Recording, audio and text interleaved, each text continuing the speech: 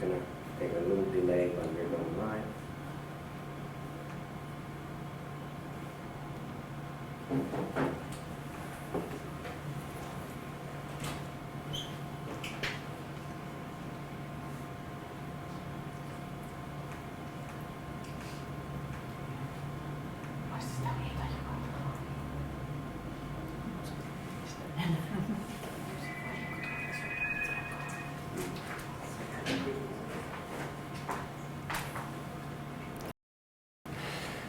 Hello everyone, welcome here at Villa Manus in Finland at the of Marissa, who invited me to do a workshop on the silver splints and braces that our company is producing. My name is Wouter I am from Holland. And I'm for the past 15 years into the area of silver splints and braces. I'll make a small introduction of how I do this. I am a smith, and I started that on the age of 15, and that's, believe it or not, already 40 years ago. And after 25 years making jewelry, I got into contact with an orthopedic engineer, and he showed me a little item which was the Swanneck splint against the hyper.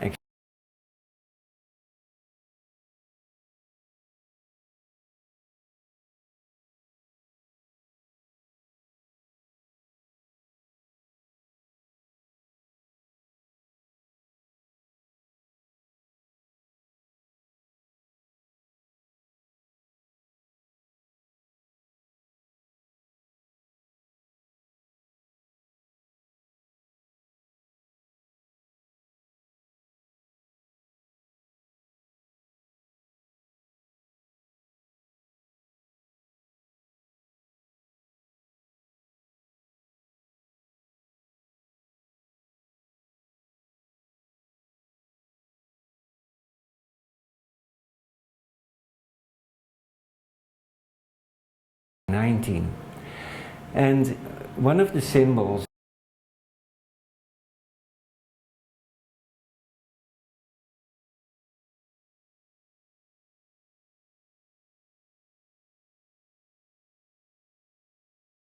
appearing in the middle of it.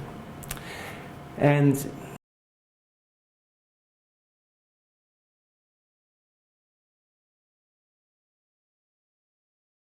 many beautiful items, that this same symbol of the eternity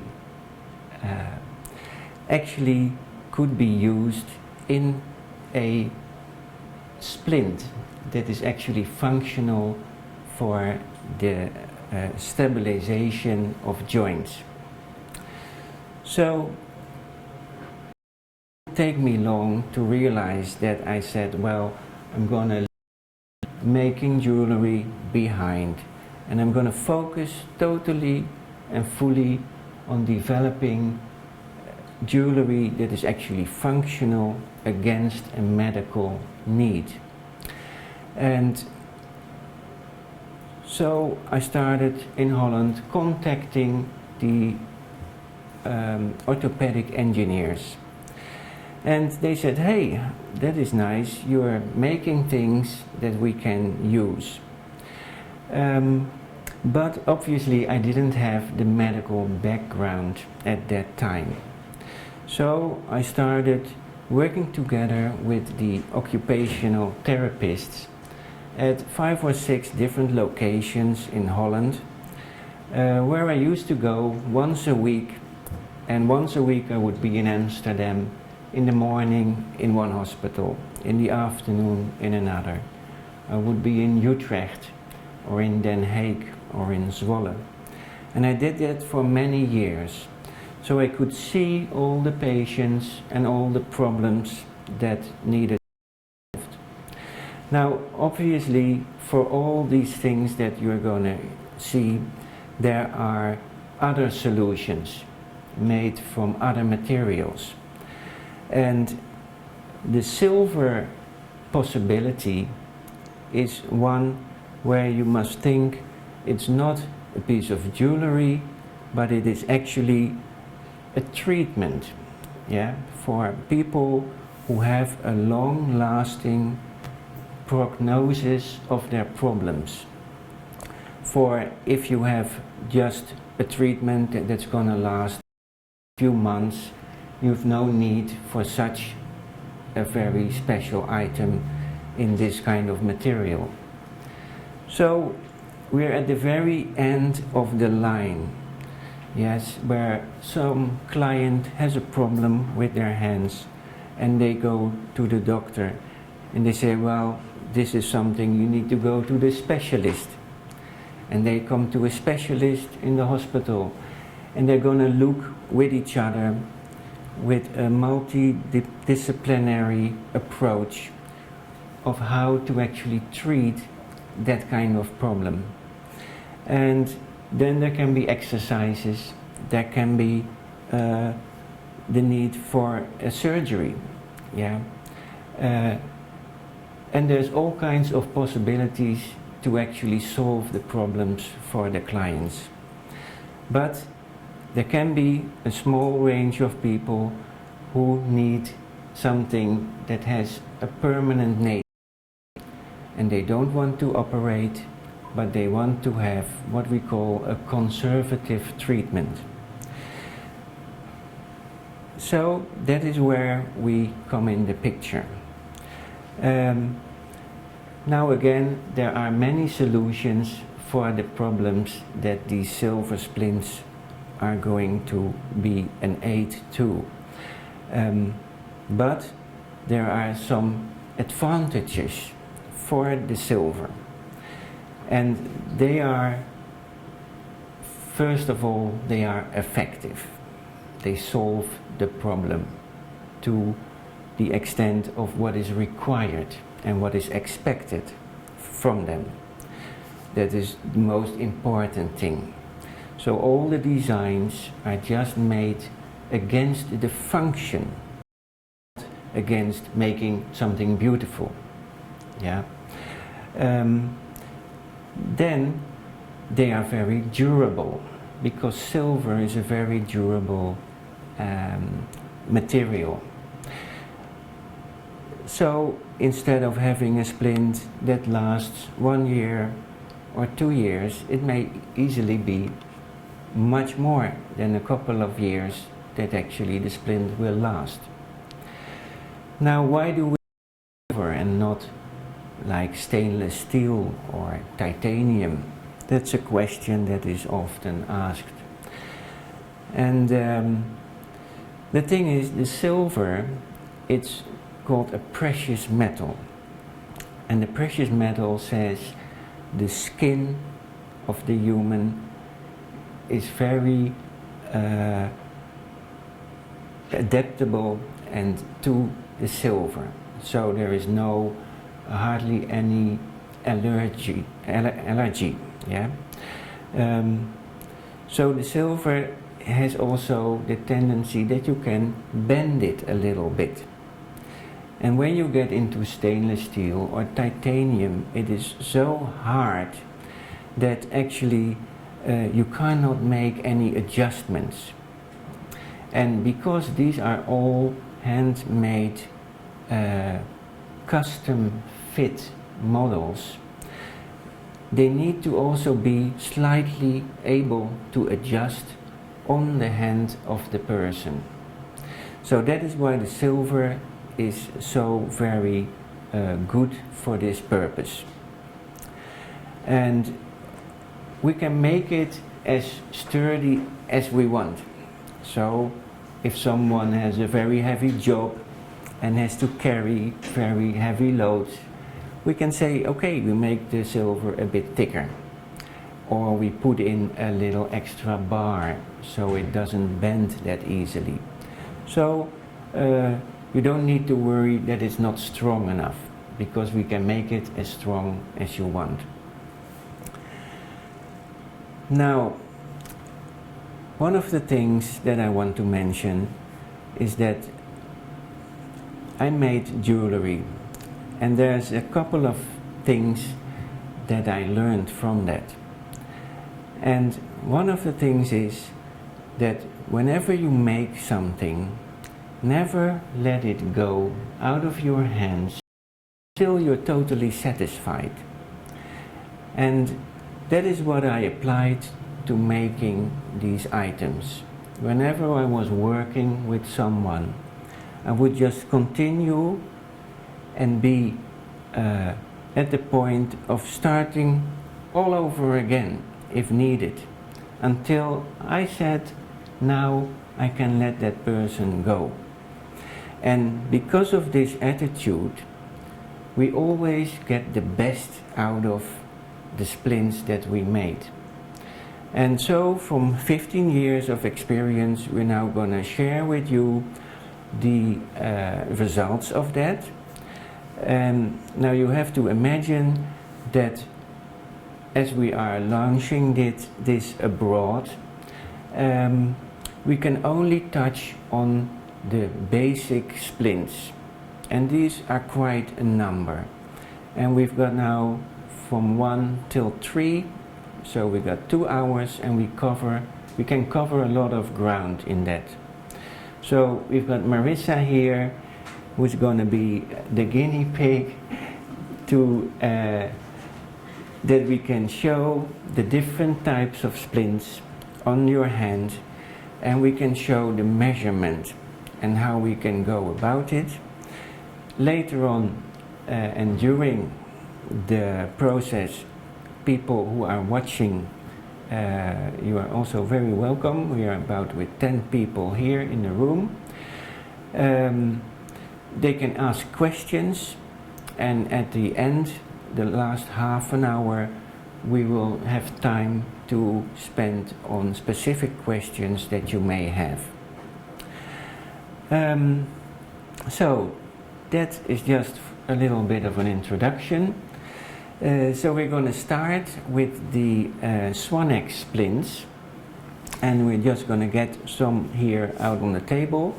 They're all here at the back of us, and I'll just get a few out. Voitte ottaa tuosta noita esitteitä, mitä on tuossa päällä, ja ottaa siitä vaikka joku. Ja sitten siinä on 2 tämmöistä mittakaavaketta erilaista, niin vähän valmistellaan seuraavaa vaihetta.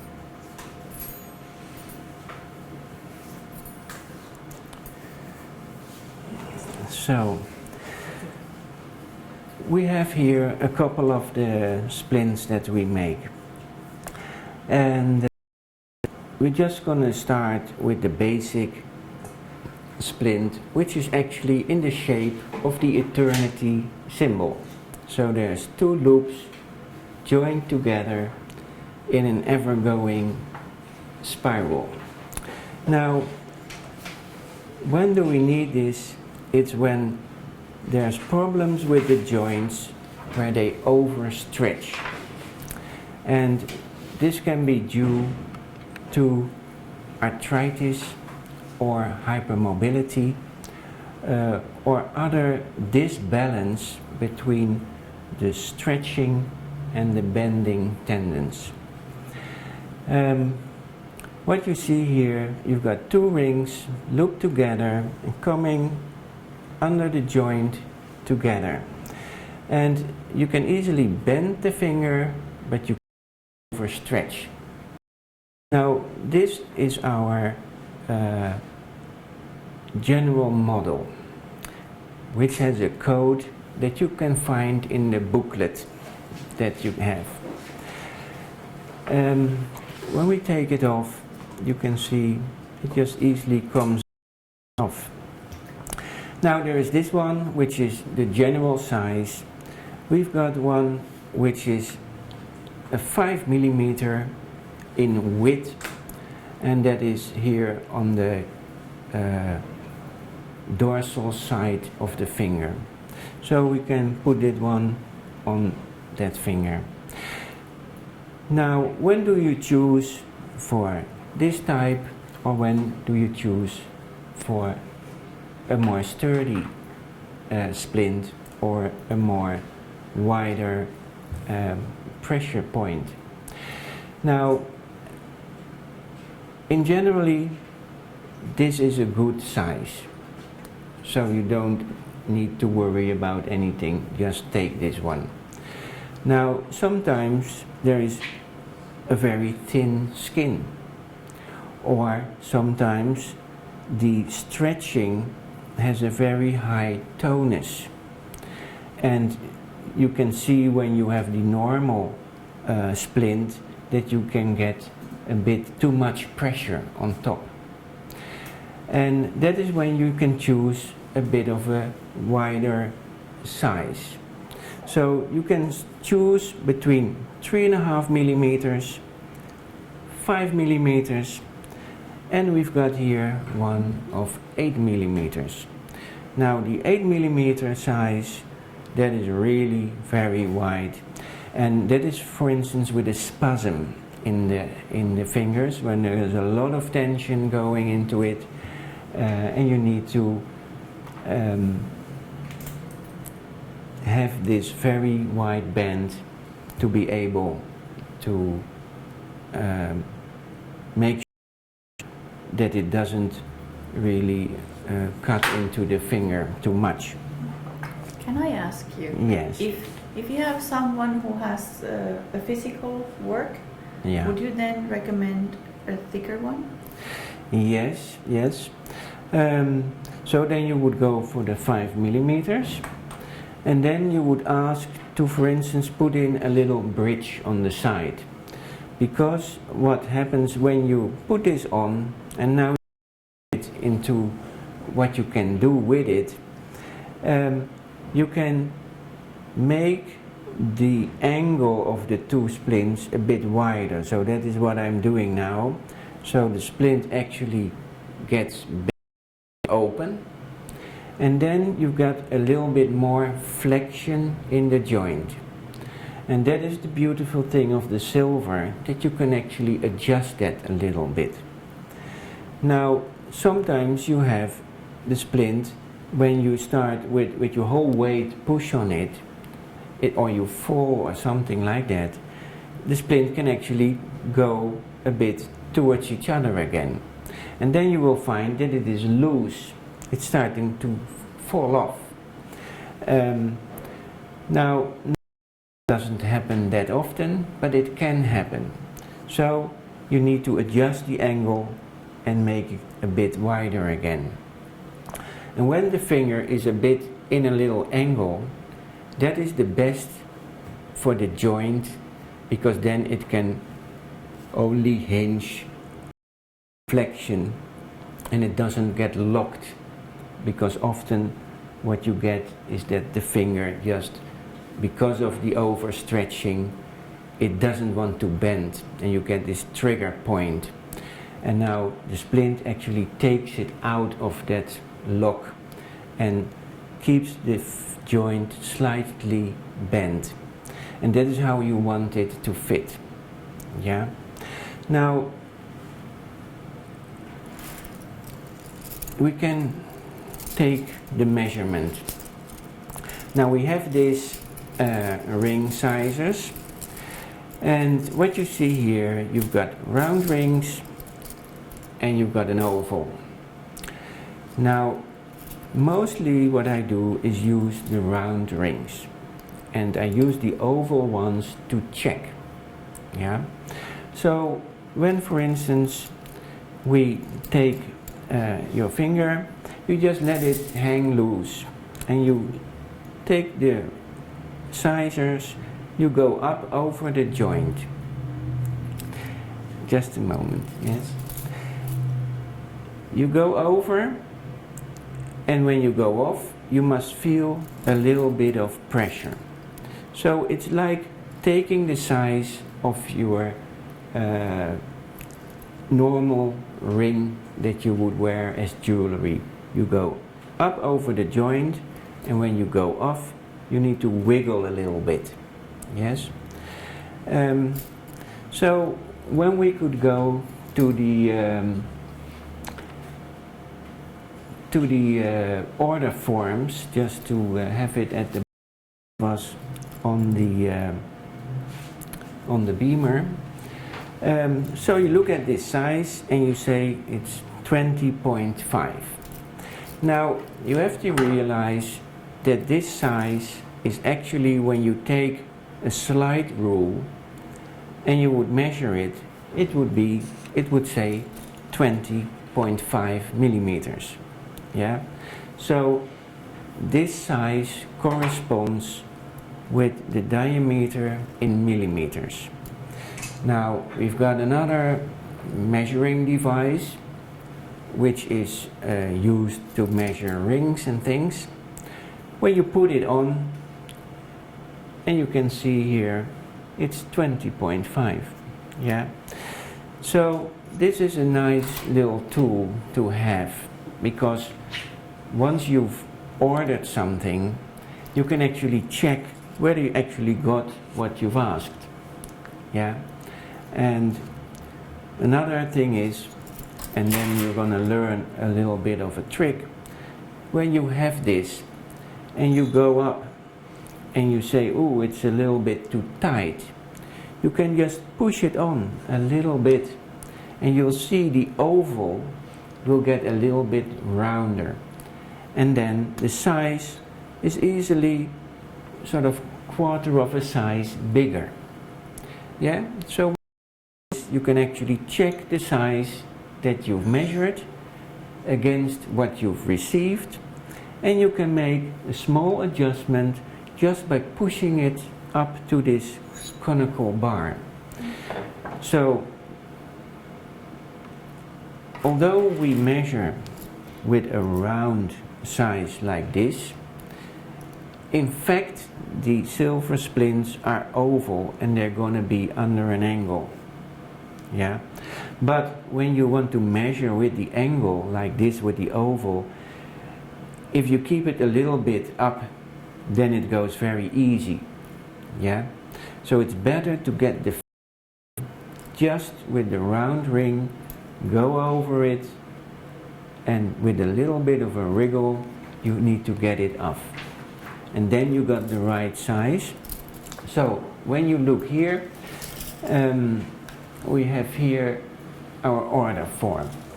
Now this actually is the company where you are from, the therapist, the name of the person who is doing the date of the measuring, then we've got the client and the date of birth of the client.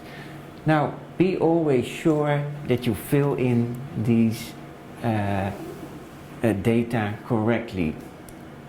And take the time to do it, because we need to get the order to Holland, and we need to know which splint is for who. Yeah, and so if this is not clear, then we're gonna have a problem. So take your time for that. If we look at this, you can see here the flexion splints. So what we just showed you was the 3.5 millimeter, which was the standard Swanneck splint. Then you've got the 5 millimeter, which was the one with the little bit wider one, and you've got the 8 millimeter. Now the 13 is the code for the ordering. So here you see on this new order form actually all the finger splints with their codes. Now in the booklet that you get or have already, you can find all these splints with the explanation for what medical use they are. Yeah, but when you're going to go ordering, you need this form. Maybe you can scroll up a little bit. So yes, just a bit more. Well, this is beautiful. Yes, so here you see, please fill in the sizes that are relevant for the choice of splint. Now, because there's a lot of different types of splints, we cannot make an order form for every splint. But put it all together on one order form for the finger splints, and we've got another order form for the hand braces and the wrist braces and the bigger things. So what you fill in here is the product code. Say you want to order one of the Swanneck splints, the 5013. So you put in 5013. Then you say if it's the left or the right hand, because what we do on the inside of the splint, on the proximal ring, we put an L for left and an R for right, and then with little dots like from how do you call that? The number of The number, fingers, yeah, we put in 1 to 5 dots. So 1 is the thumb, the index finger 2, 3, 4, 5. So when you get left or right splints, maybe for all the fingers, that can be the case, then you can always find back which splint goes on which finger. So that is why it's important to fill in light. And then here we got digitorum, yeah? So that is which finger. So there you say finger 1, 2, 3, 4 or 5. So that is what.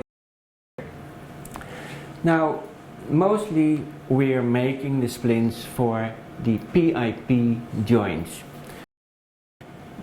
And the splint has two sizes, a proximal size, which is proximal to the joint, and one distal size, which is distal to the joint involved. So normally it would say just it's normally for the PIP joint, and you put here the first size. So that would have been 20.5 that we just measured. So now we take the distal size. Now you can say there's an average.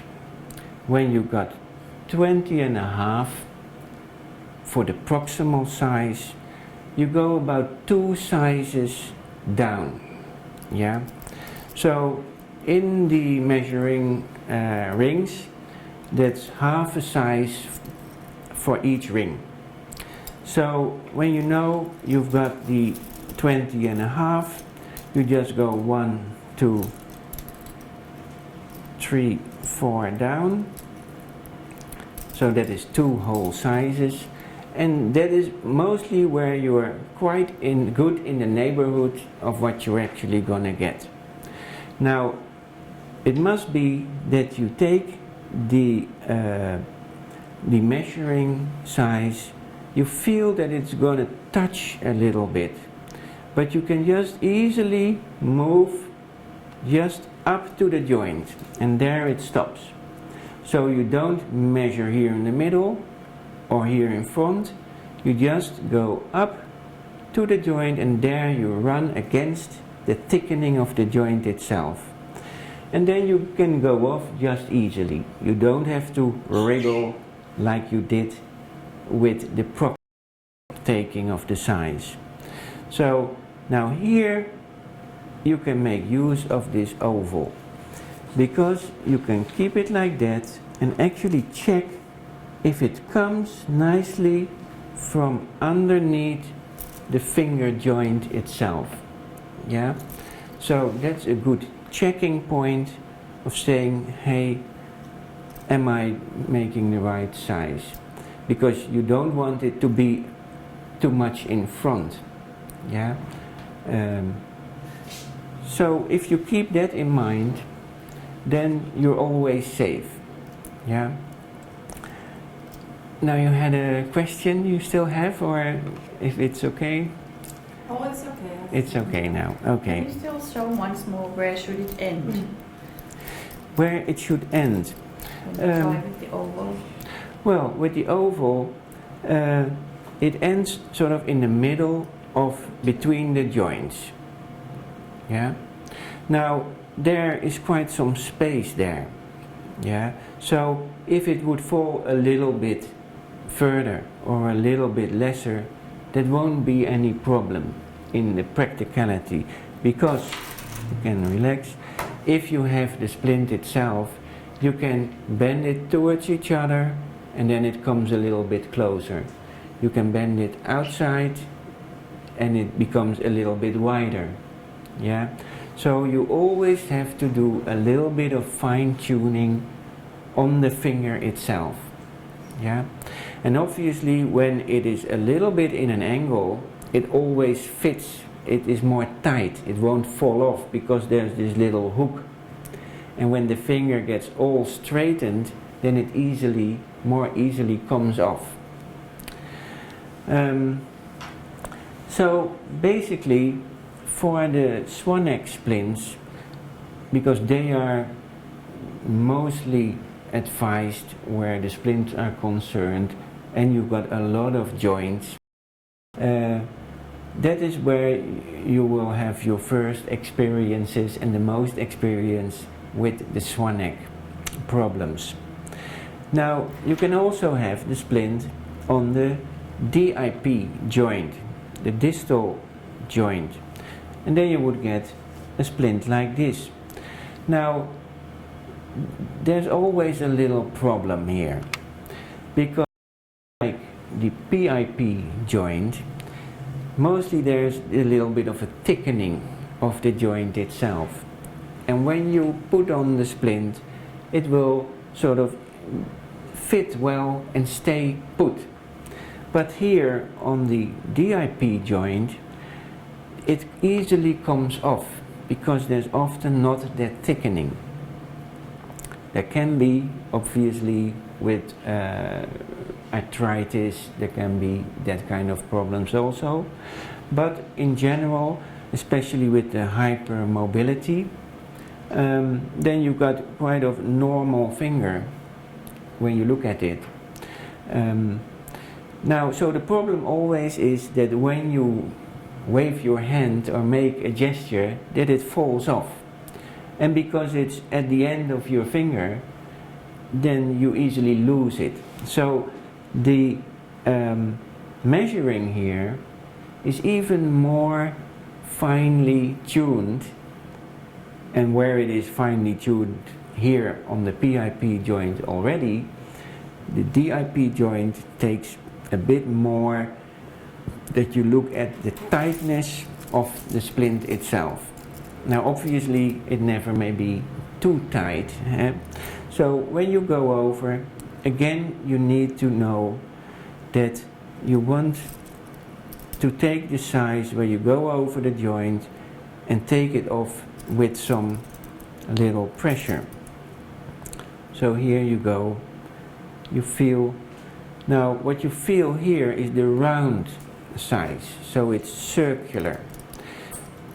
When you get the ring itself, it's oval, so you always have a little bit more space in the actual ring that you get than having just a round circular ring, because that would be even dangerous if you would have a very tight ring put around it. But you never have that, because if you look like this, you can easily see space. But because it's under an angle, that's where you're gonna find the momentum of actually adjusting the joint. Now, here you have it that for the distal, there is something very different, because what we just said with the PIP joints, that you would have about 2 sizes average, which can be a little bit less or a little bit more, but it's a good rule to start, and it gives you an opportunity to easily find the right ring. But here on the DIP joint, there may be just 1 size difference, and often there is a mistake made that they take, because when I take this 1 size, maybe when I push I can get it over, but I don't want to do that because it's hurting. But often what people take they take maybe 2 or 3 sizes down. They say, oh, it fits just around the nail.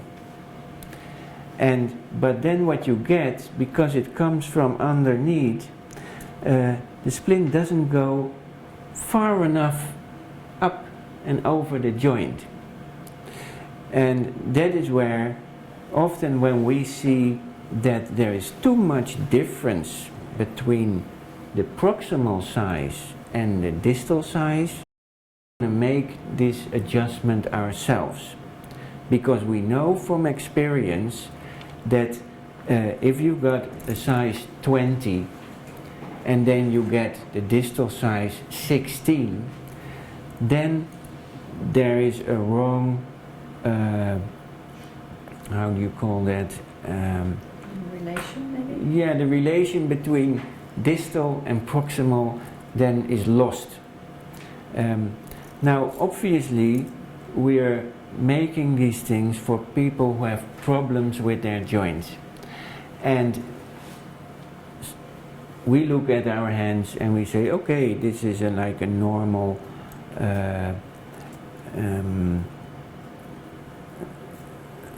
how do you call that, verhouding? Yeah, proportions, yes, thank you. That the proportions are like we are used to. And sometimes the proportions of the people that we need to help with these splints, they are lost. Yeah? And then it may be a good idea to make a little picture and send that with it. So we have an idea of, hey, there is a very different proportion in the sizing than that is normal for a normal finger. So when there is a normal proportion, just take the sizes like you normally do and you get the splint like you normally get it. But if there is an anatomic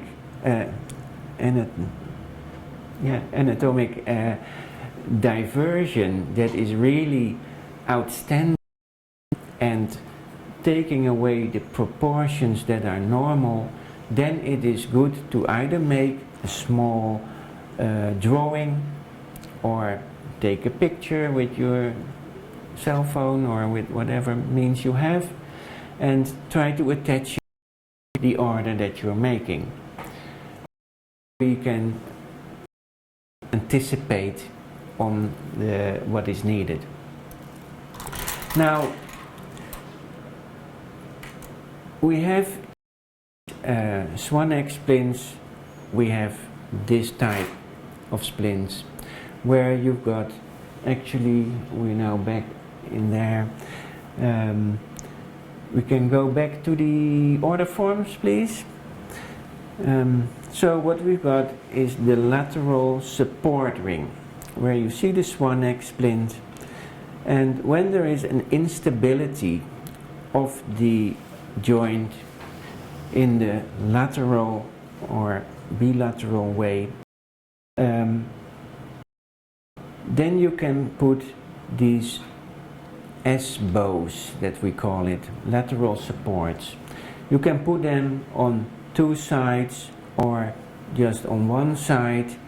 And so when there is a little bit of a deviation of the finger, of the joint, so when the joint is deviating towards the ulnar side, towards the little finger, you put the support on the radial side, on the thumb side. When the deviation is towards the thumb, you put the support just opposite the ulnar side. So when we go here, there is, here you can see the 5015, which is the 3.5 millimeter with the lateral support on 1 side. So you put here the product code, the hand, the finger, the 2 sizes, and then here we have the S-bow. So if you have the S-bow on the ulnar side, you just make a circle around the U, or on the right, you have it on both sides that's where you get here the 5016. Now we've put these in just because they are the standard rings and they are the standard size of 3.5 millimeters. Now you may say, oh, I want to have the 5 millimeter ring and I want to have the supports. Now we also have the possibility, and maybe you can go up a little bit, scroll up, yes, here you see additions to splints. Now the 025, and I'll show that here, that is an extra ring, just a round ring, which we call an anchor ring, because you can have the problem that the fingers are anatomically in a way that it keeps falling off one way or the other. And with this extra ring proximal attached to the Swanneck splint, it stays put better. Yeah? Don't know if that one fits you. Very small. Yeah? Yeah. Yeah? Mm-hmm. So then you've got a little cushion from the finger here, which is in between, and when you flex your hand, actually the splint gets pushed back onto the finger itself. So that is a possibility when you have a finger splint that keeps falling off one way or the other, and you've tried pushing it out a bit or making it a bit bigger or smaller, then actually you can add that. Yeah.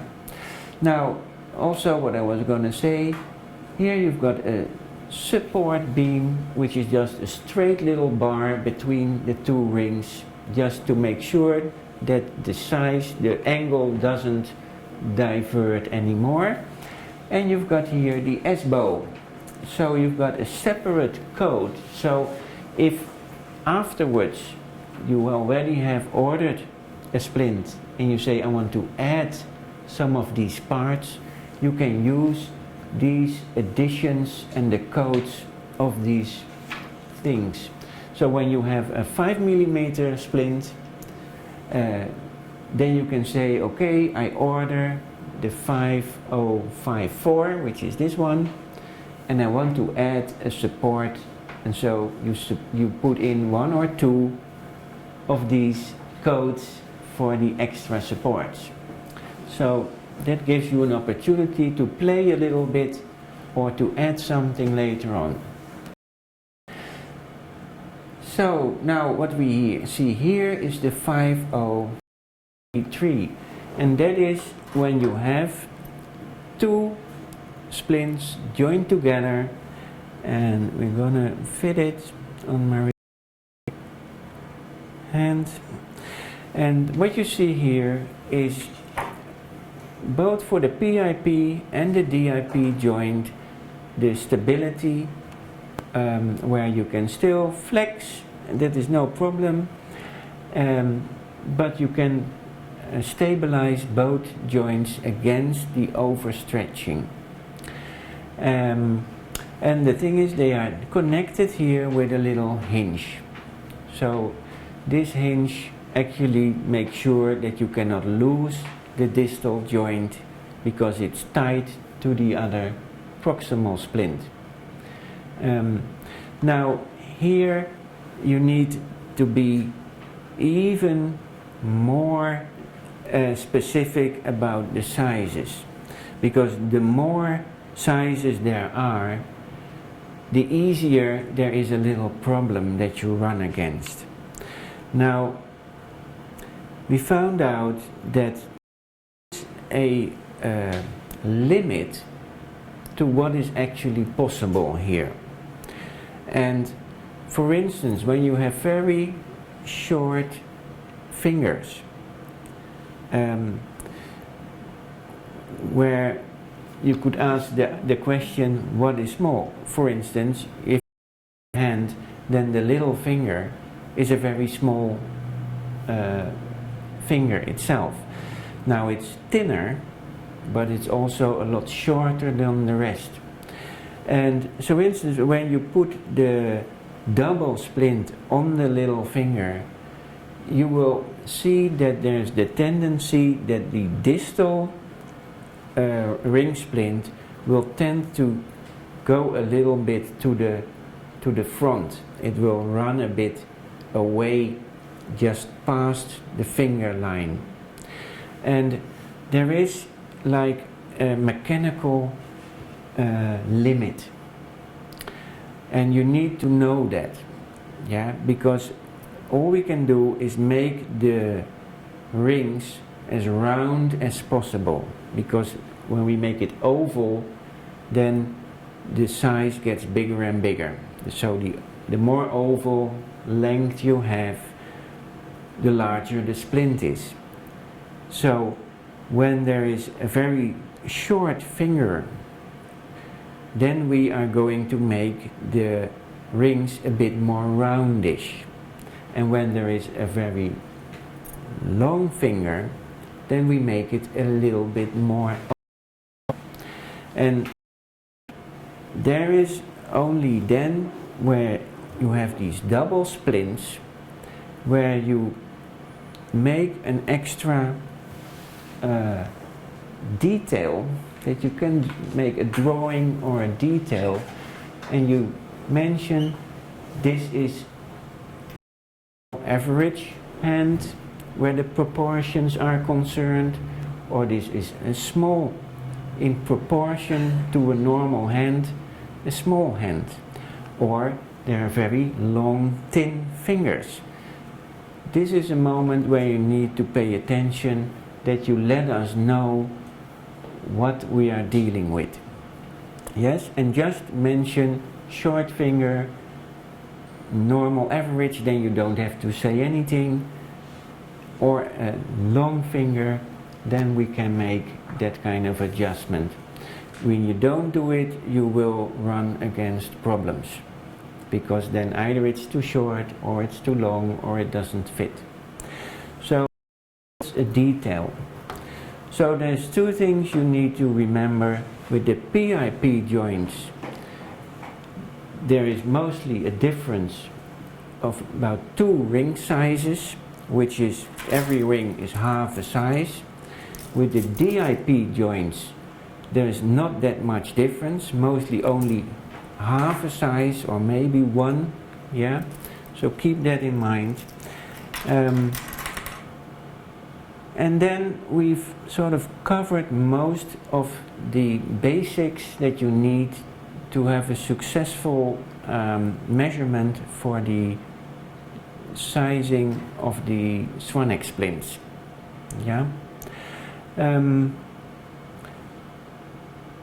Now, because this is such an important issue, yeah, there's a lot more that we're going to cover, and the time is running and it's going faster than you think. So we're going to leave it with this.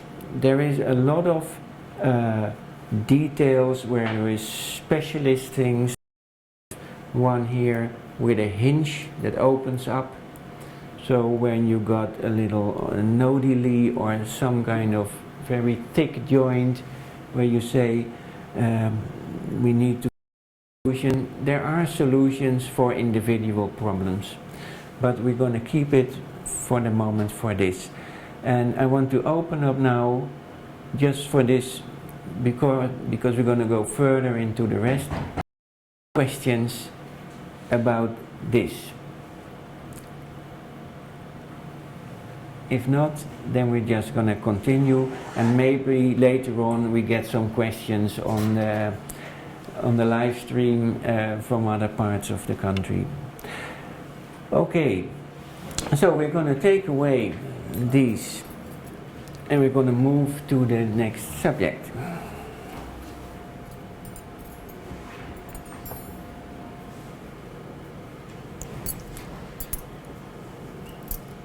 Oh yeah, I have a question. How many rings are you, can you use 5 rings?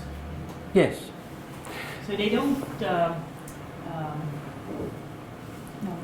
I have a client who's working in a storage, and he's lifting boxes, Yeah. and he has PIP rings in all.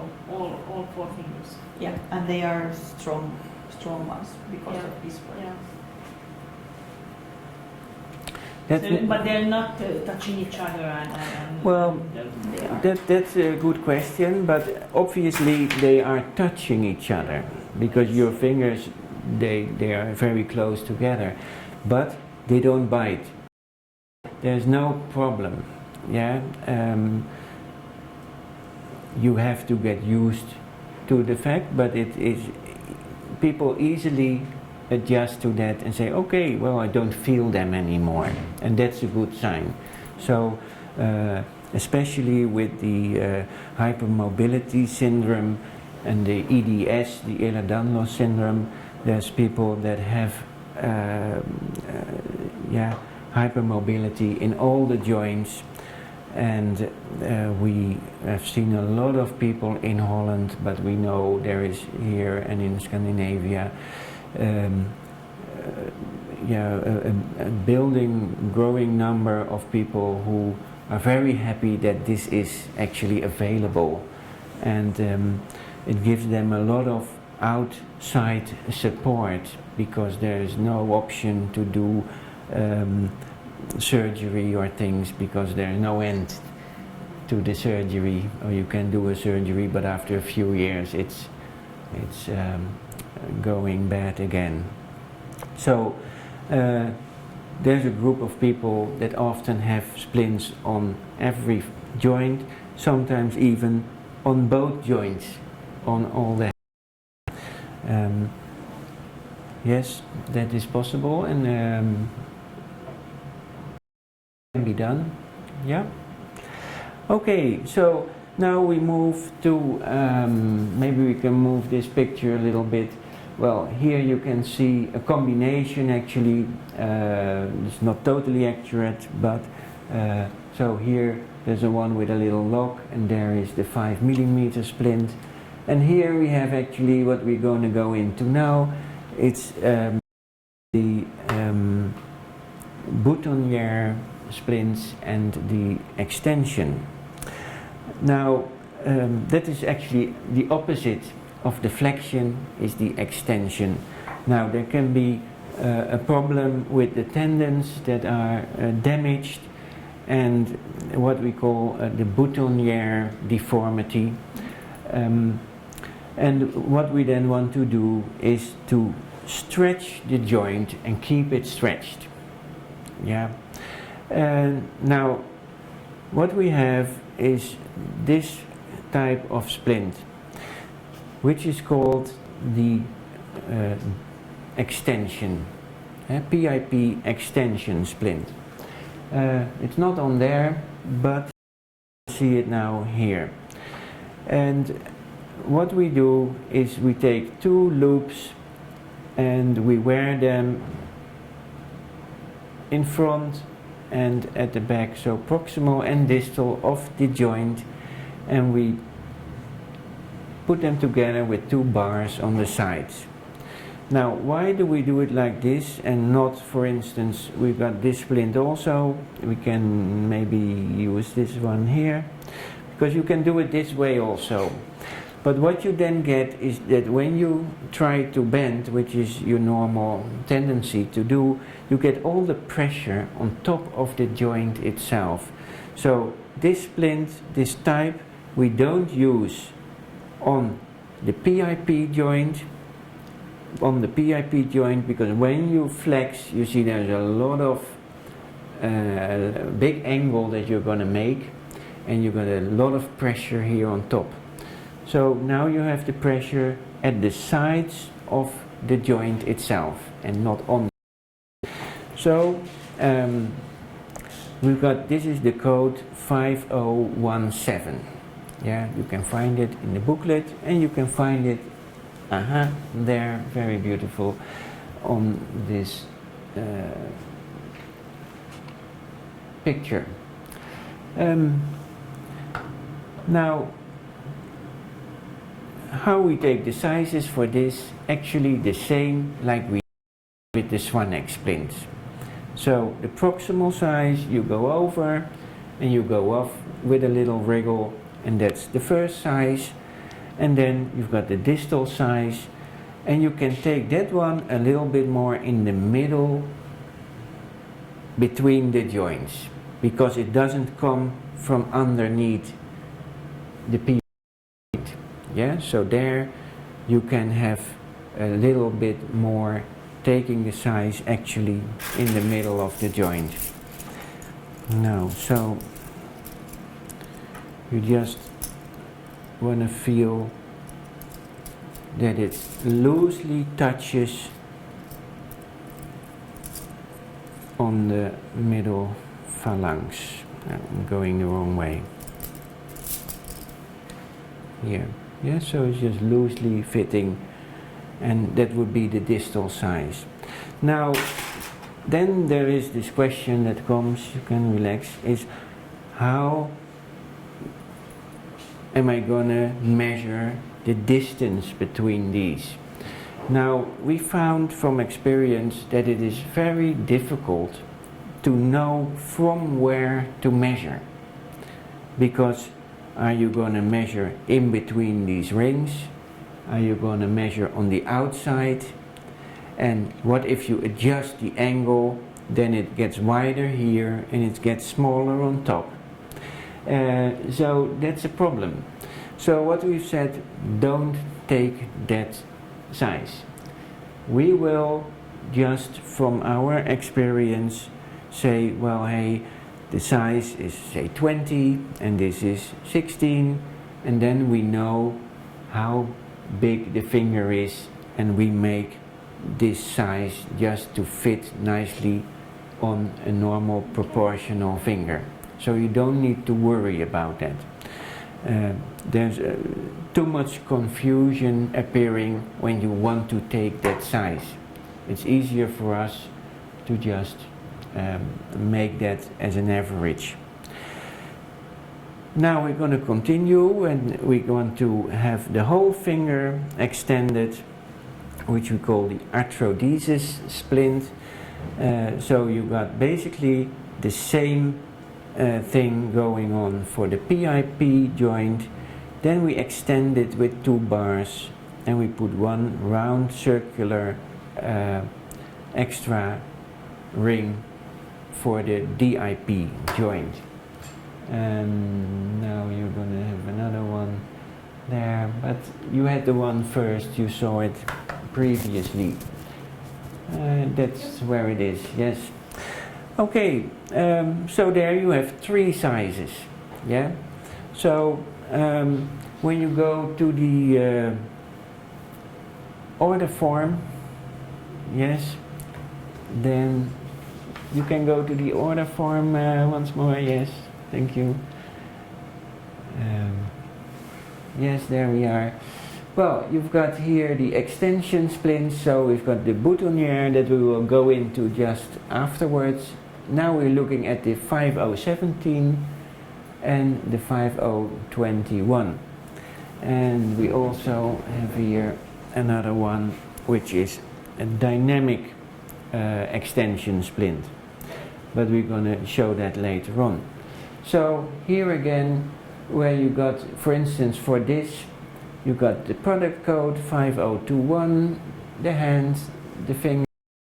Then you can put, for instance, put 2 sizes here, PIP, then you take, for instance, 20, and on the middle you say 18, and the distal size from the dip joint you put the 3rd size. Yeah, so you can have a bit of flexibility in this space where you want to put the sizes. Okay. But otherwise you measure also here the DIP like you did for the basics one. Yeah, yeah. That's true, yeah. So, now we have the, for the PIP joint, the dynamic extension splint. And that can be, that takes over the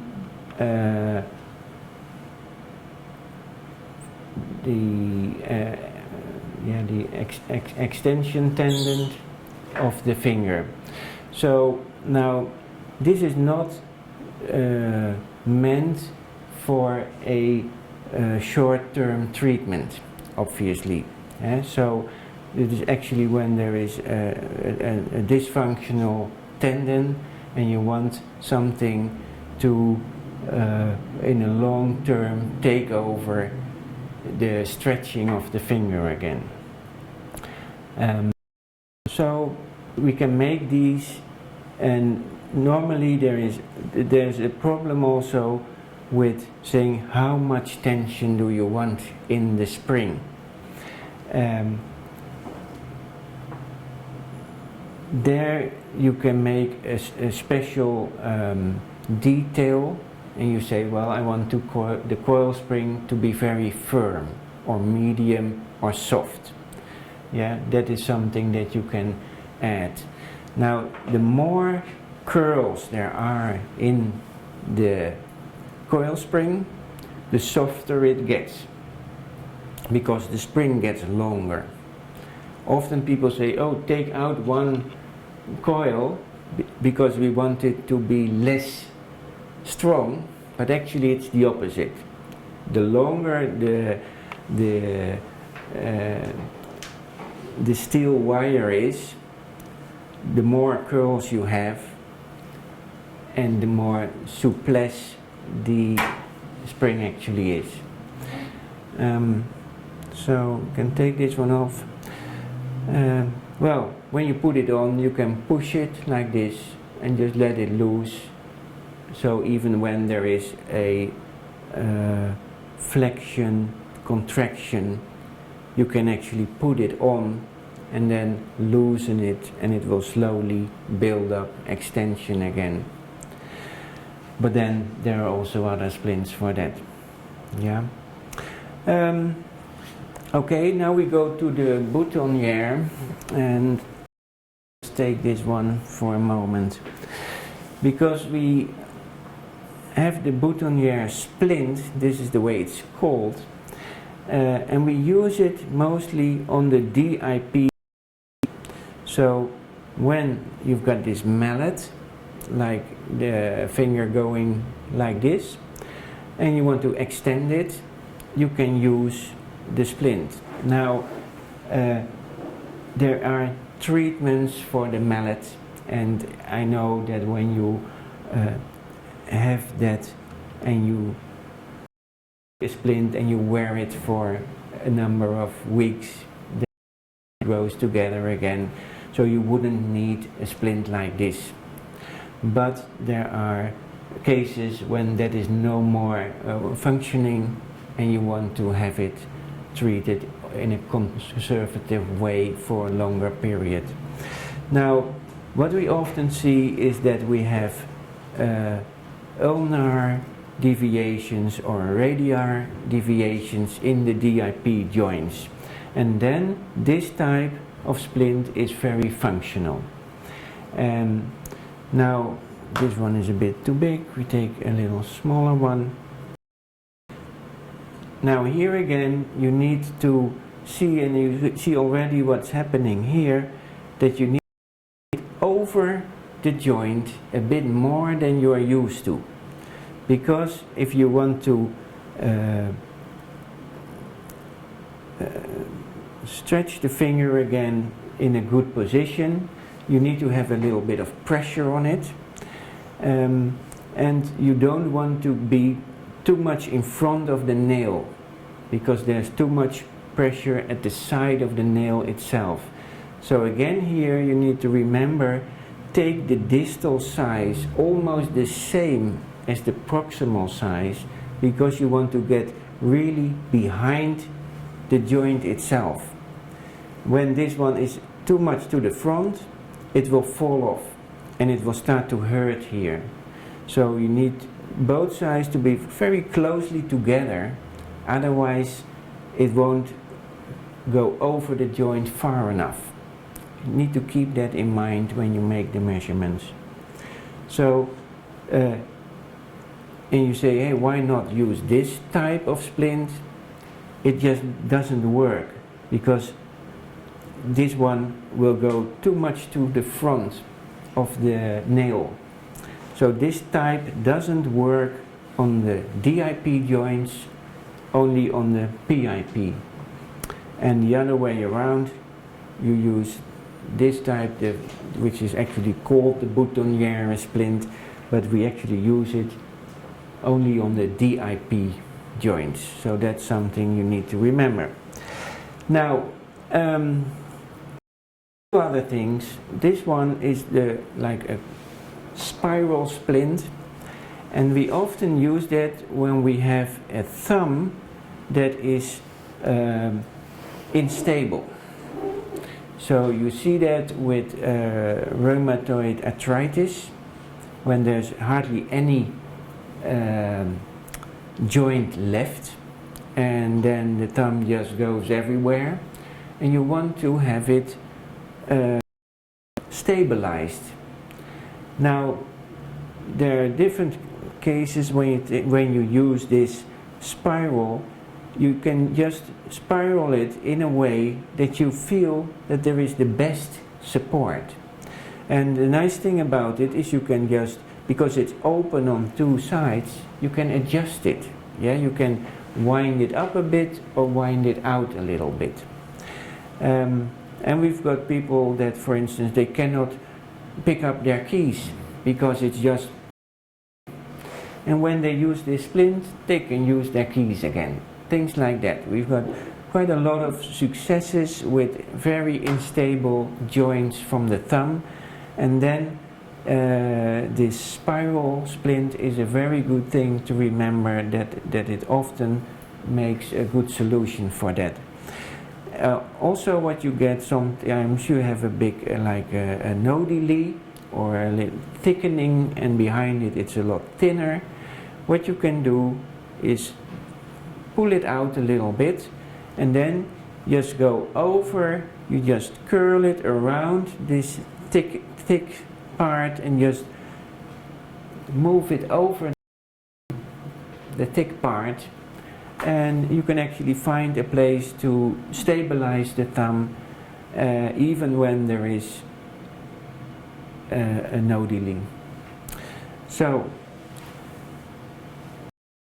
to remember, and you could actually also have a double spiral, and then you come in the area of the same one as the arthrodesis splint.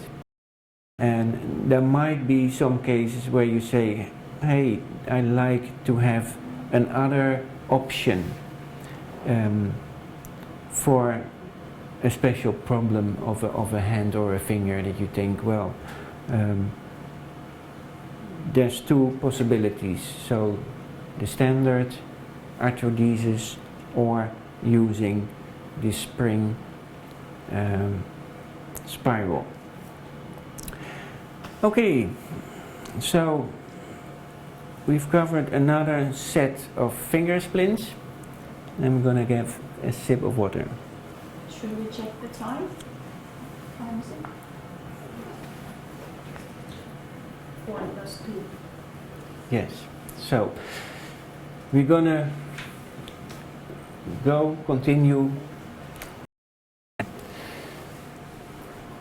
Well, just a very quick moment, because we're gonna speed up the splints a little bit, because we want to cover also the hand splints.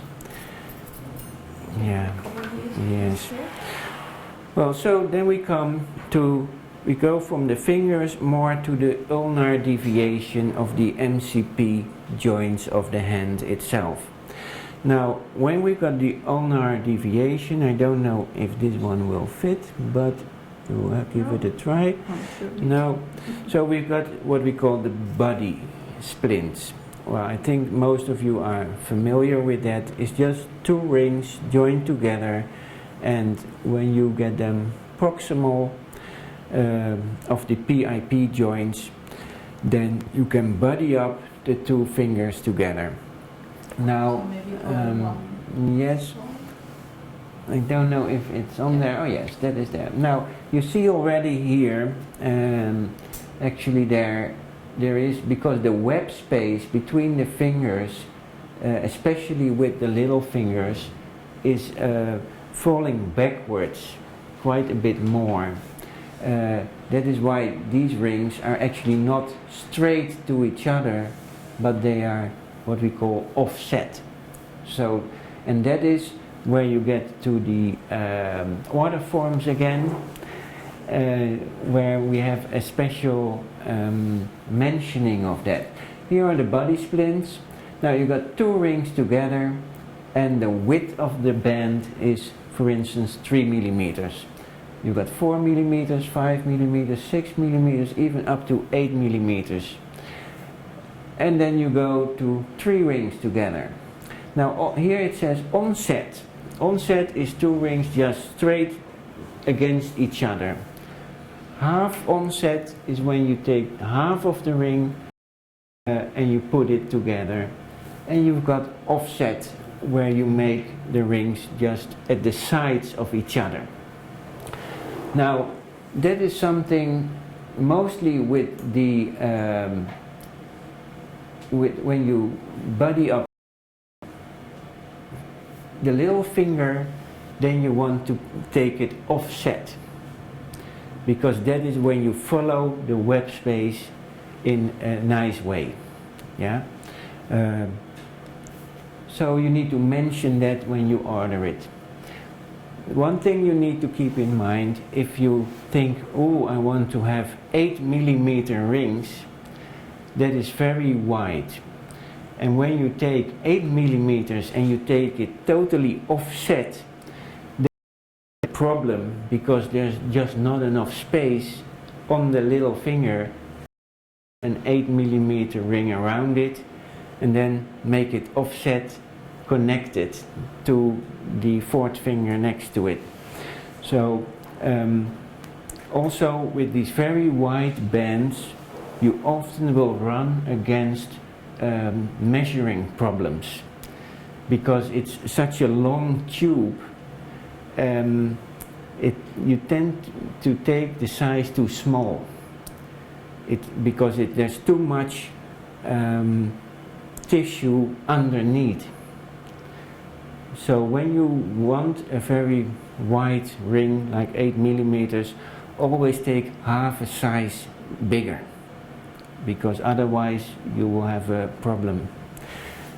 Okay, so now what we call the bridge splint, which is a nice variation on the body rings, because the body rings, they always need to go over the PIP joints, which are a bit thick.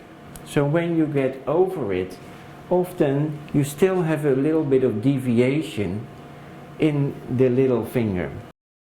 When you have this splint and you put it on, let me see, yeah, you don't have the rings in between the fingers, and it is very easily adjustable, so you can buddy up the fingers more effectively, and you've got an advantage that you have the middle finger is free of a ring, you don't have rings in between the fingers, and you make use of the stability of 2 MCP joints, because it's the little finger going into deviation and it's pulling the other finger with it.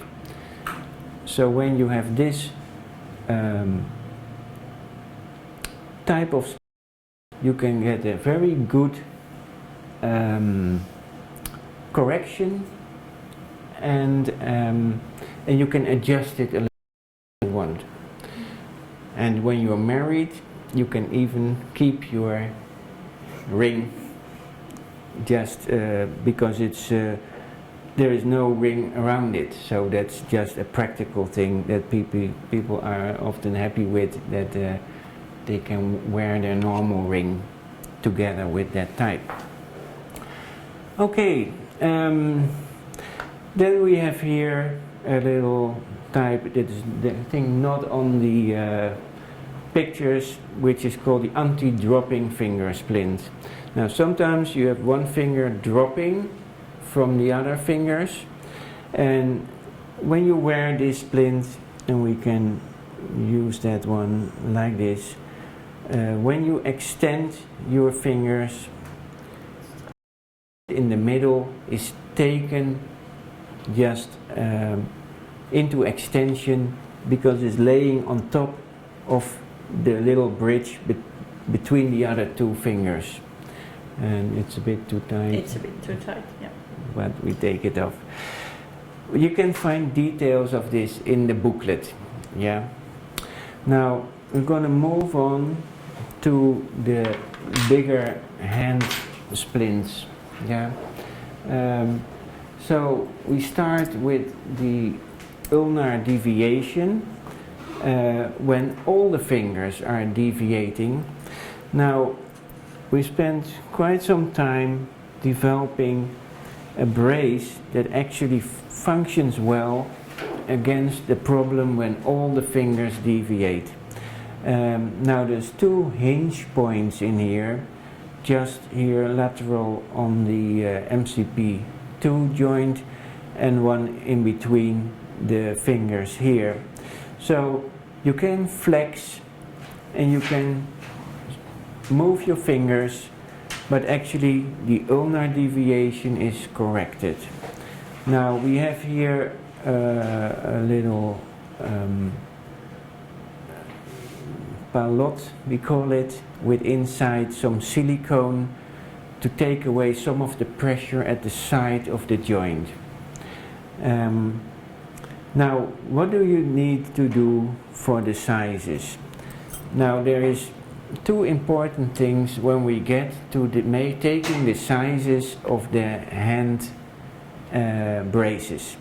Now you can either use a slide rule and you just hand just relaxed, and you take the slide rule and you measure the side just in a loose way around, and you say, well, that's 7.9 centimeters. Yeah.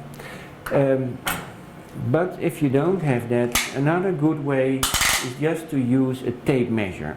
Now you go with the tape measure around the knuckles. Yeah. So, and then you take the size and you take the circumference. Now you see here the circumference, say 20. Yeah. And it's on top of knuckles? It's on top of the knuckles, because we need to go over the thick and the hard part of the hand. So if you got this size, then it to fit over this size. And so don't take it behind here or in front, just take it nicely around the hand over the knuckles. All the hand braces and the thumb braces bend around the hand. Either use the slide rule or take the circumference. What we often see is that people will do it like this. They take it and they say, that is, and when you see here, it's 9. Yeah? And 9 centimeters is a big man's hand. And it's not hand. Because when we take it with the slide rule, it was 7.9. And that's a big difference from 9.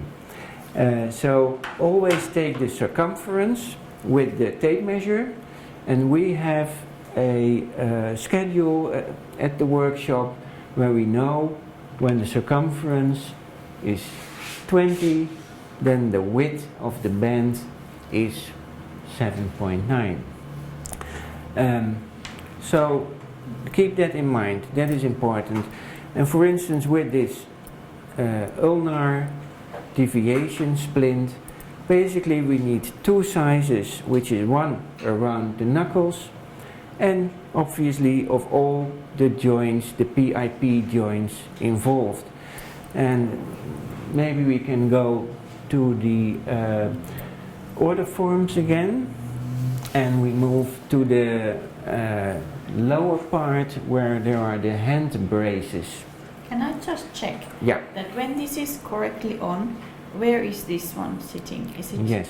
on the knuckle? That's a very good question. And should this be like here or on the Yeah. bottom of the finger? Right. Well, that's a good question. Often people think that this little patch here should be right on top of the knuckle. Well, it's almost impossible to get it there. So you need to let that go. This is meant to, wherever it finds its way, take away some of the pressure at the side of the joint. You will think, well, it is beautiful when it's just on top of the joint itself, but it never stays there. So you need to explain to the clients that you have that it's not meant to just be exactly on that spot.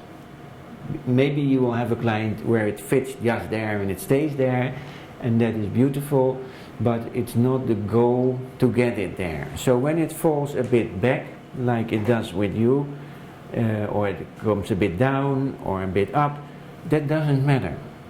It's just to take away some of the pressure that is built up because the fingers, they pull towards the side, and just on the radial side you need to get that same pressure that you push it back. It needs to come somewhere, from somewhere on the hand. So let that go, that it has to be, it's not a beauty contest, it just needs to be functional. Now, where you look at where it needs to sit here, you will see that when they wear it, it will go toward the web space, because there is where it stops. It doesn't stay in front. It will, you can try to get it somewhere toward the distal side, but you will see that it will tend to just move towards the place where is the least resistance, and that is in the curve of the hand here. You'll never get it just in the middle, because it won't stay there. When you start to flex, it will just go into this curve. So you don't need to try, because it will not work. Yeah? Thank you. Now again, also these are open rings, so you can make adjustments easily. Okay, this is the type we mostly use, and it is the most effective. We have another type, and I can just show it. So when you've got a beginning ulnar deviation, and it's very easily readjustable, then you could choose this type, which is a bit of a lighter version than the one previously, but this is more difficult to get nicely tuned, because this, especially this part, is it's a bit hard to get it just nicely on the hand, and you don't have that problem as much with the former one. So, and in this one my knuckles were moving more. yeah, and then in this one. So it is there, and when there is a very light case where they all, well, of course they all go, but you want to adjust that. You can use this one, but I would advise stay with the other one. Yeah. Okay, we'll just move that on. Now, there's an important area that we move into, which is the thumbs. Now, the thumbs are always a little bit of a problem, and not that they have to be, but what you see in the anatomy is that it goes from very wide to very small in a very short distance. So when you have an isolated problem on the MP1 joint, the tendency is to choose a splint just for that joint. Now we've got this one, which is the 6005, and we can use it on your hand too. Now there's two models that we use for this joint only, which is the 6005 and the 6004, which is this one. Now you ask, what is the difference between the two? Now, I don't think this will fit, but it just shows the difference. The 6004 you can choose to also wear it in front and take the IP as well. Cannot overstretch the IP joint, and you cannot overstretch the MP. Sometimes we use this one and we push this one up to the back and we push it over the joint, which will not go this way. But you can wear it the same way as this one also. Now you see these two little bars at the back of the. You can use that to fix the splint, so you can push them inward, and that will have a little bit of grip on the finger itself. You can also choose with this type, the 6004, not to have this palmar support under it, whilst the 6005 always has this in it. Now, there's two sizes that you need to take, and that's where you go for the easy one, just going over the joint and getting off,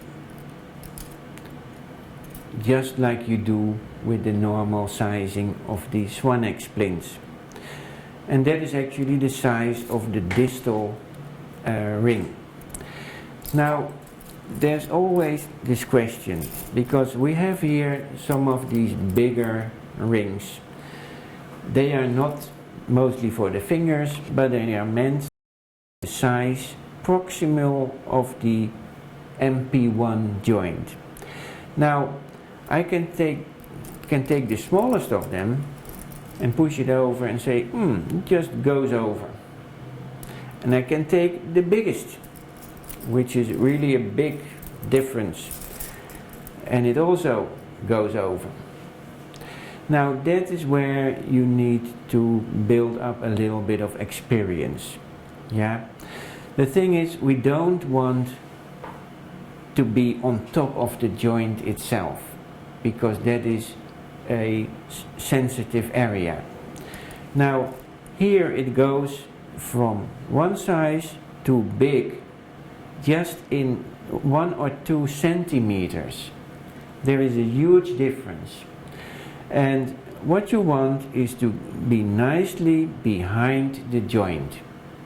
Yeah, now there is in between the CMC1 and the MP1, there's on an average 5 centimeters. It doesn't matter if it's here on 2 centimeters or 2.5 or 3. Wherever in between here you've got 1.5 centimeters, which is a nice place to have the fit.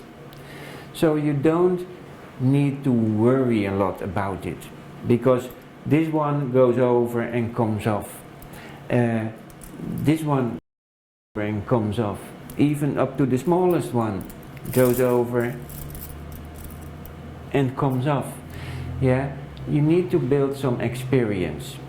All you need to keep in mind, this one would be too close to the joint. Yeah, so you want to be 1.5 centimeters behind it. And so when we take a bigger one, you will see that now it's comfortably behind there. So that is a bit of experience. Now, when you have this loop in the joint, in the ring, you can choose to push it out a bit and it becomes a little bit more wide. You can push it in a little bit and it becomes a little bit more narrow. And that is where you get into an area of fine-tuning of the splints. Now, like I mentioned, having this little measuring device can help you with the rings to just push it up a little bit. Now, when you want to make it smaller, that is a bit more of a problem. Now, I can show you here is a very easy little hammer with plastic ends. You can have it of wood or something. Now, you just have to have a little bench or something that you don't damage. Now I've got here a little cloth in between. If I want to push this a little bit towards each other, I can simply lay it down and give it a few little bumps, and you'll see that it will become a little bit more narrow. So even if you don't have the strength, because I often just push it together, which if you have got enough strength, you can do it with the silver and you don't damage anything. But if you got a little tool like this, you can make it a bit more narrow. You can do that the same with the splints, the Swanneck splints. Sometimes they are a bit too wide, a bit too big, and you can do two things. You can adjust the angle, make it a bit more wide, or you can push the rings a little bit more narrow, and then you will feel that it fits better on the finger. Now, sometimes you have this splint. Now this one will actually fit. Yeah, so we push this one here so it's behind the joint, but it still keeps coming off. Then you can add a little chain. Yeah, so that is one of the possibilities, to have a little chain so you cannot lose the splint and it stays on its place. Now, the chain measure, you just take the measuring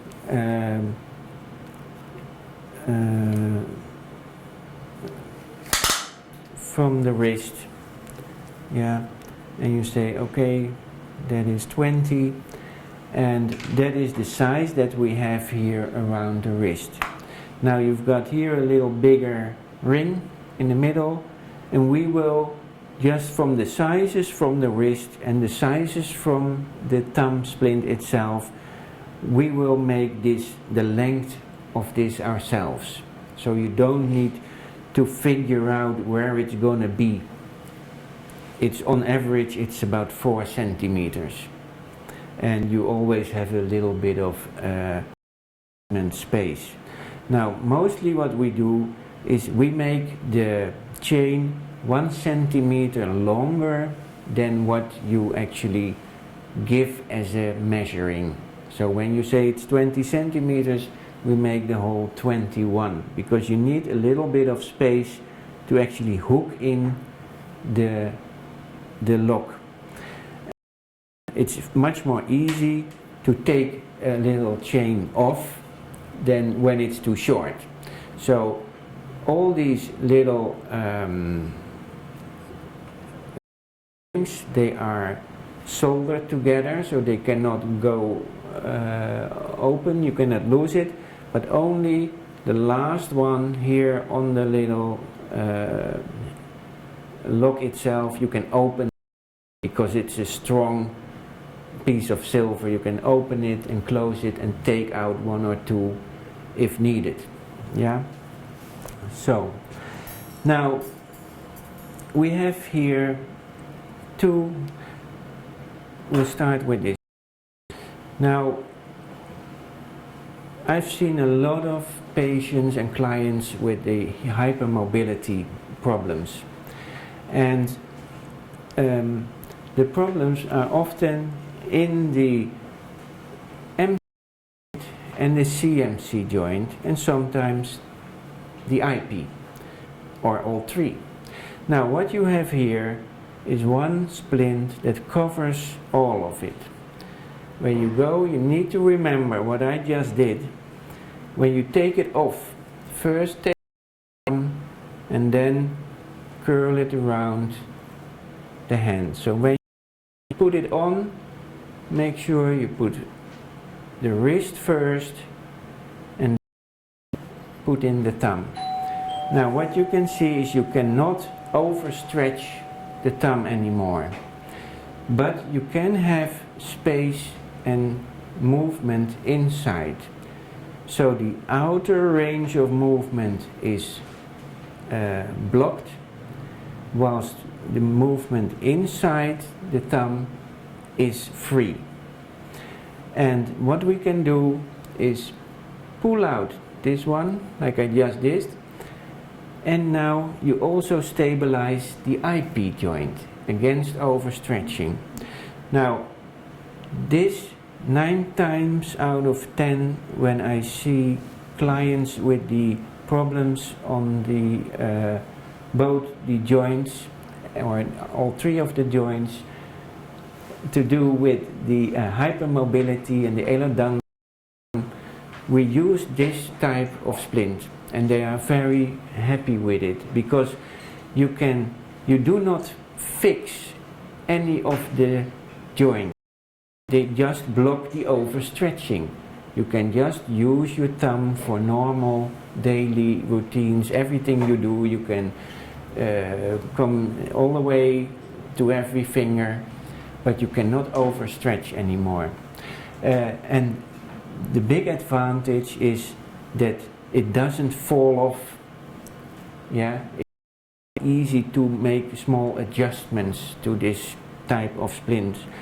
Now, it does take some experience to know how it actually needs to fit. Yeah, you need to know that it needs to follow the palm of the hand and go over the patch here from the little finger. Yeah, so it shouldn't go inside towards the middle of the wrist and then go that way. It should actually follow this line, because if you don't do that, when you turn around where it comes up, you don't want to come against the ulnar head, because that's a problem. You need it in front. Yeah, so when you adjust this splint, mostly what I do, I just hold it in my hand and I pull it a little bit forward, so you bend it a little bit, so you stay from this place here. Then it just nicely, loosely goes over, up almost to the middle of the wrist. But this opening needs to be big enough that you can go in and out without bending the silver itself. And often what you see, for instance, that when it's there and you bend, then it starts to irritate, but that is not needed. You need to push it forward so it falls just in the line of the movement of the wrist, the flexion, and that doesn't need to have any problem whatsoever. So, well, with all the splints and the hand braces and the wrist braces, the big advantage is you can just go in the water. It doesn't get dirty, it doesn't cause any transpiration.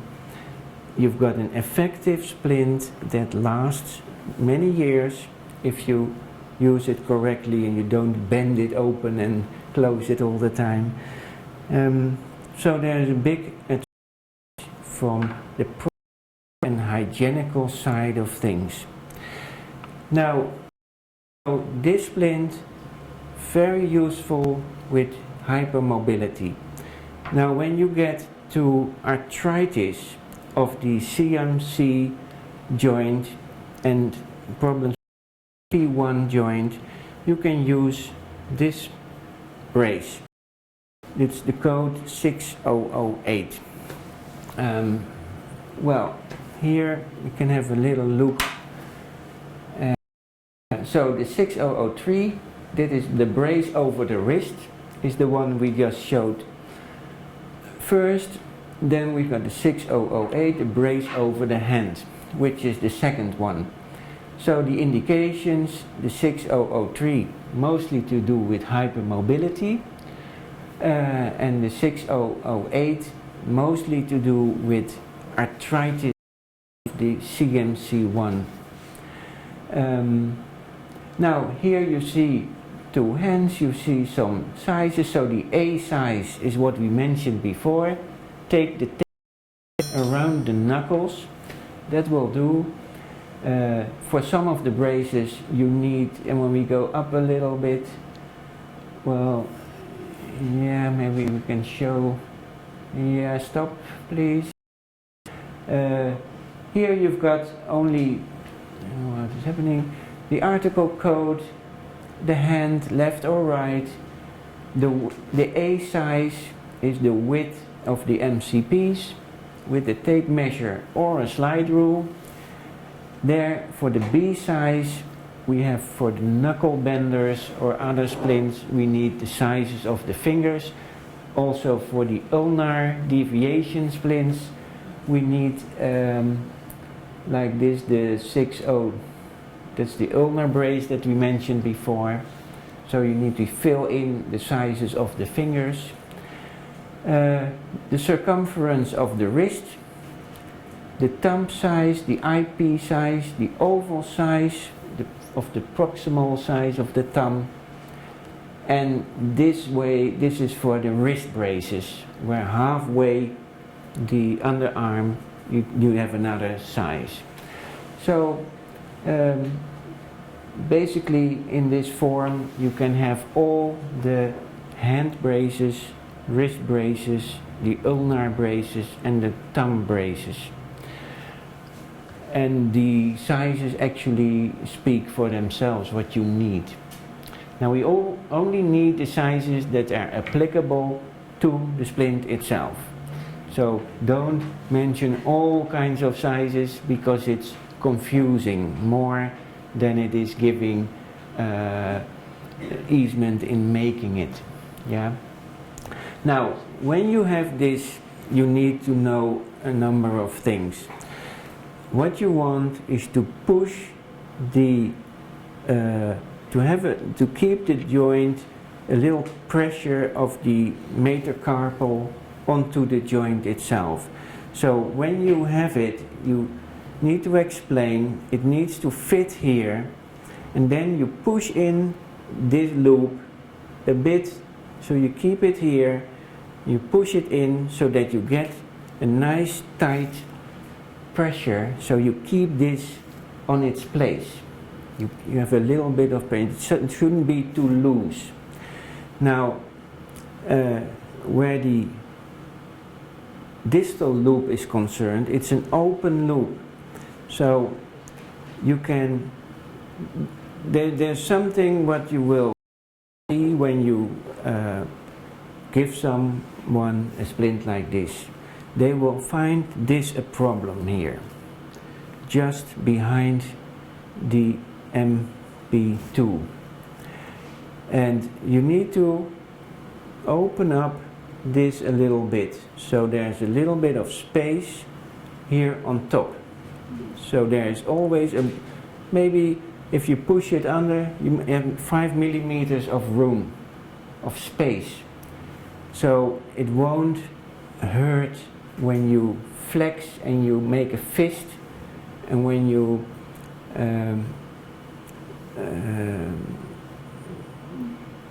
So you just pushed it from here with your thumbs? Yes, I push it from here. Now, so you can push in a little bit more of the hand bow. Sometimes that helps. You can take this one a little bit up. And the third thing you can do is just loosen the thumb, the spiral a little bit. So then in the thumb itself there is a little bit more space. So what you see here, just keep in mind that these two need to be together, so there's a bit of pressure here, and then you can play a little bit with keeping a bit of space here and there, and then you find you have quite an effective splint that people will feel that they have a lot of support from, and they actually will wear it because it just looks as a little piece of jewelry.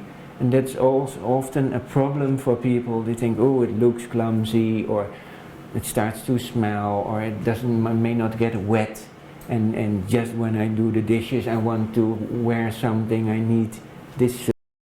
And this is something that they will wear, and they will get often reactions saying, oh, where did you get that nice piece of jewelry? Which makes it much more easy to accept as a splint as other splints will do. Okay, now I'm going to skip a little bit. Just mention. Can you show that that one? Okay, yes. Okay, this. For me that was a totally new thing, but I hadn't thought about it. Yeah. Well, it's the right hand. So we're having a bit of a time schedule, and so we have to push it a little bit. What we're showing is the basis of all the splints. Often we have variations due to special cases where we need to make a little bit more here, a bit more there, but on average these are a standard model, but they always need to be custom made on the right size. If it's too big or too small, it will not work. Now here is when the metacarpal is falling into adduction, so inside the hand, and you want to take it out, yeah, and that is where you use this splint. It's the 6018, so it's when you move up a little bit the other way, just go down. Let me see. Oh, no, 6018, the anti-adduction. Yeah. So basically, you need to take the same sizes again around the wrist and proximal around the MP1 joint. So then we put in always this little support, because you want to come under the joint to push it out. Yeah. Thank you. You're welcome. So you can just go around and take it off. Yeah. Now we're going to have two more types, and then we can see if there's any questions, and we run. If there's still time, we'll see. Now here's the knuckle bender. This is where we got the overstretching of the MCP joints. Now this is one for all the knuckles. Of course, again here you can bend it out or in. There was a little thing going, so you get more flexion or flexion if you want to. And we have that one also for instance, only one finger, or only for the little finger. You can choose what you want in that. Here, what you put one size for the MCP joints, and then you just add, and we can go down a little bit. Well, you just have to mention, like for instance, the MP. Can we go a little bit down? Yes, please. Yes. So, for instance, for the knuckle benders, when you got all the fingers, you put all the sizes. When you only have the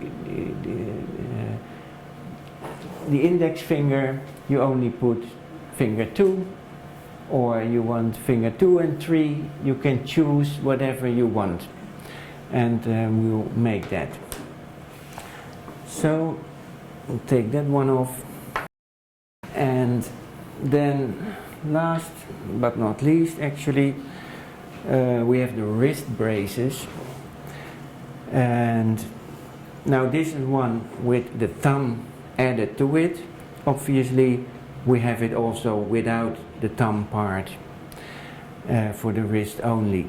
Now this one goes over like this.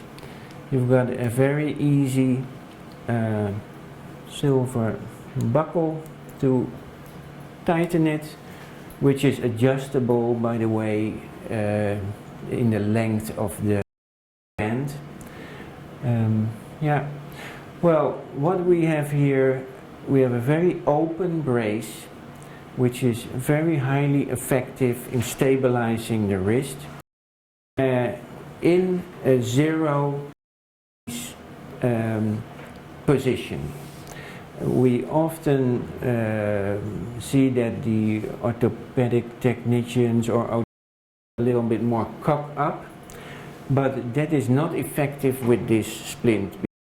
Too much pressure in one place, and because it's such an open construction, you don't want to put too much pressure there. Now we leave this part open on the ulnar head, so that is free, so there's no pressure on there. And this band, we have taken it a bit back, so you can actually have this space for the cock up to grab something.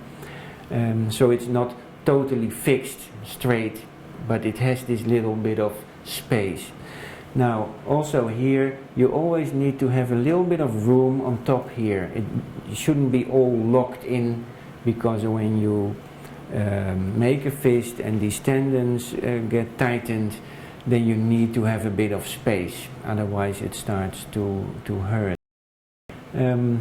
Now also with this, it's friendly for the skin, it's open, it doesn't cause transpiration or things, and we've got many people already that are very much happy that this is one of the options available for them. Now that was, I think, in what they call in the vogelvlucht in Dutch.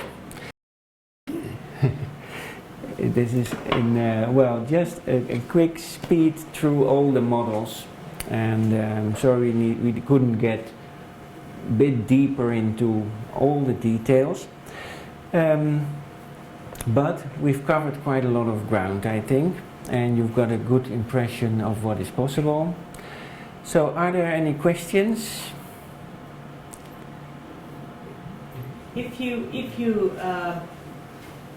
order a splint for a patient and then you see that it doesn't fit, can you send it back and remodel it, or make it bigger if it's too tight? If those tricks you showed us doesn't work? Yeah. Yes, that can be done, obviously. It goes with the territory, because we're making a custom fit thing for someone who's got a problem and they've got painful hands or something like that, and it needs to fit comfortably. So there are things you can do. Best thing is to make a good drawing or a little picture and show us where the problem is. Yeah. There is a fine line. If you've got a lot of experience with it, you could say we can give you a tool to cut the silver and say, well, if you open it there and you add 1 centimeter, now it fits good. You can send it back and we just fit in that 1 centimeter. Yeah. You mean like these kind of shapes that you can cut it? Or? Yeah, the thing is that you need to know where to cut it. Yeah. Yes, because for instance, here is the knuckle bender. If you cut it here, there's nicely on the joint where it's together, then you can open it up a bit and we can fill in this part. But when you cut it here in the middle, then you got, that is for us a lot more difficult, and it's not so nice when you see something of the repair of it. Yeah, so there are possibilities, but if you say, hey, I've made this size and it's too, then you can say, okay, I need to have 1 centimeter wider. Then you can send it and we just put in for us what is the most convenient place. We can add another whatever it takes. So there's always these possibilities. It falls within the guarantee of the splint, but it needs some experience how to do that, how to go about it. Don't, because we've got a lot of attention and care put into it, and sometimes they say cut here, cut there, cut there, cut there, and we get something back, and it's almost, you know, you almost need to cry, yes, as a matter of speaking, of how they've handled it. And so with the right instructions you can say, okay, maybe if you make 1 cut here, just there, then you can adjust a lot without damaging the whole thing. But that's something to take up. Yeah. So you would advise to call me or then call Yes. you and ask where to cut? Yeah, definitely. Would that be a solution? That would be a solution if you, you ask, you send it back, or you try to get the person to the right place where there's one person who does that, who builds the experience of how to go about it. In this case it would be with Marissa or the team here. That would be a wise suggestion. Yeah. Okay. So I think we're about the time. It's a little past 3. A little bit past 3. Well, in this case, when there's no more questions, I say thank you very much, all of you, for your attention. Also the ones that are not physically present, but in another way. So I hope you've benefited from all the explanations, and you have a bit more easement with making the measures and taking the choices of what splints. And I want to thank Marissa for inviting me. You're most welcome. Yes. Thank you for coming and sharing with us. Okay. And we could borrow your brains for a little while. Mm-hmm. You're most welcome. Okay, with that, I say thank you and goodbye to everyone, and maybe until next. Yes?